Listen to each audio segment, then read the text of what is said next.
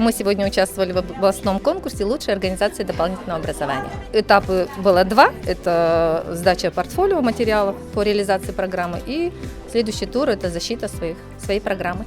Ой, знаете, меня эмоции переполняют, потому что мы участвуем второй раз уже в этом конкурсе. В первом конкурсе мы заняли второе место. Было время подумать, как преподнести весь материал, всю ту работу, которую мы делаем в нашем центре со своими коллегами. Поэтому мы очень хорошо подготовились, и мы очень рады. Все, что мы реализуем в нашем центре, мы сегодня смогли за 10 минут показать.